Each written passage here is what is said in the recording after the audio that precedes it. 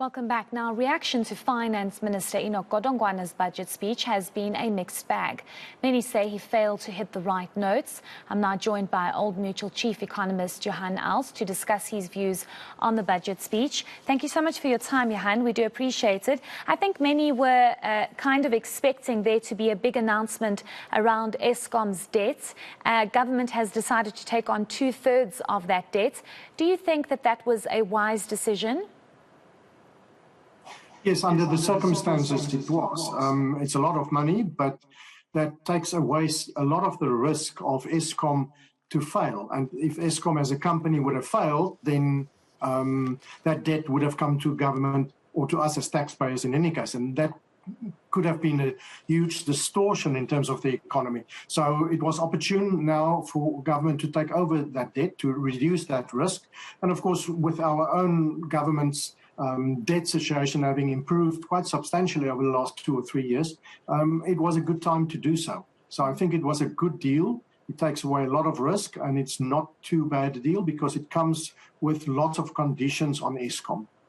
Let's speak about those conditions. We do know that one of them include an international consortium that has been appointed to overlook Eskom's coal fleet, and that assessment will be concluded by the middle of this year. But overall, the conditions, do you think they are sufficient enough and strict enough to make sure that Eskom sticks to these conditions in order for them to receive that debt relief of 2/3 of their debt? No, I don't think the conditions are enough, especially because it seems that some of the money will actually flow before Eskom complies to these conditions. So no, the conditions aren't enough. They're not strict enough. There's no enough time frames involved to sort that out. But having said that, I think that what you mentioned, that the international consortium will come and inspect these power stations. Treasury then said that these power stations inspected and approved to continue to produce electricity will then be concessioned to the private sector. And that to me is a hugely positive development because it brings in the private sector without actually privatizing Eskom. But it's privatization by stealth. You now get the private sector. They don't have to pay to buy these power stations, but they will run them and potentially a lot more efficient with less load shedding risk than what Eskom has showed us the ability is to do. So I think that is a huge development. What more would you have expected or have wanted government to condition Eskom to adhere to, instead of having just the international consortium? What else do you think Eskom should have been conditioned to do? Yeah, it seems obvious that one would have wanted them to produce more electricity, more sustainably, more reliably. But I think because that's probably unlikely to happen over a very short period of time. So you sit with a chicken and egg argument or between a rock and a hard place because now you want more electricity online more reliably, but that's not going to happen. So you don't sort out the Eskom debt issue. So it is very difficult to get Eskom to comply to very strict conditions because the ability probably isn't there. I would think this concessioning of some of the power stations is a huge incentive for the private sector, but also a big driving force behind Eskom to get their own plants in order. So one would have expected more strict conditions around that electricity online, the availability of electricity. But I think the one that probably won't happen is the one to reduce the size of the workforce. Because Eskom is spending a lot of money on employees. They're not very productive. And so Eskom could have spent that money more productively on maintenance or sorting out the issues around Kusile and Mudupi. So the labor force is probably the one that should have been one of those conditions. And also, you mentioned something in the beginning of your answer where you said providing us with enough and reliable electricity.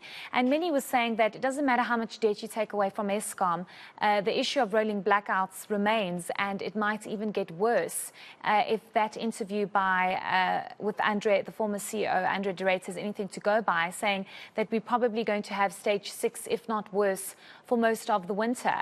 Do you think that this debt relief package that Eskom has now from government is going to sort out our rolling blackouts issue? Do you think we'll see the end of load shedding as promised by the ruling party by the end of the year? No, I don't think it'll be the end, and the debt issue, the debt solution won't help there. I think what will help us in terms of electricity is the significant amount of private electricity that is coming online through the partnerships with the private sector over the last several years in the case of renewable energy, but also more recently in terms of self-generation, in terms of the solar panel subsidy from government side for the individuals, but also in terms of for businesses. So there's a lot of private sector efforts underway. And I think it's that will reduce the risk of load shedding a year, 2 years, 3 years down the line. So a reduction in load shedding risk, but it's not going to go away very quickly. Having said that, a brief example is the imports of generators since the third quarter of 2021. The capacity of all those generators that's been imported is 2.2 gigawatt. And that gives you some indication of the private sector activity that is in the pipeline. So there's significant private electricity going to come on stream within the next few months, within the next year or so. I'm just curious, and just very lastly, Johann, what your take is on the appointment of an electricity minister, especially given the fact that there was no consideration made for a minister to be appointed in the budget speech that was delivered on Wednesday. Do you think that that decision and appointment will bring some kind of relief and solution to our ongoing energy crisis? I think the first issue is the announcement is now a couple of weeks old and we haven't seen any action. One would have expected an immediate action to get things going. The fact that there was nothing in the budget is probably not that important. I think it can come out of the presidency budget in any case. I think the sense of urgency. So as I said, private sector electricity is probably going to come on more and sooner than what we think, but it's at the moment hurting confidence significantly, consumer confidence, business confidence, etc. On the other hand, though, the overall budget was hugely positive, and that should build confidence amongst investors over the next few years.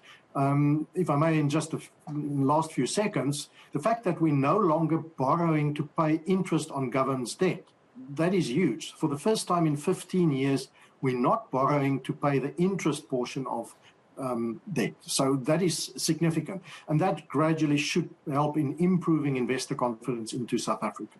It doesn't help, though, that we've just been grey-listed, but hopefully government interventions will bring about positive results and get us out of that grey list zone sooner rather than later. Thank you so much for your time. That was Johann Els, who's a chief economist at Old Mutual.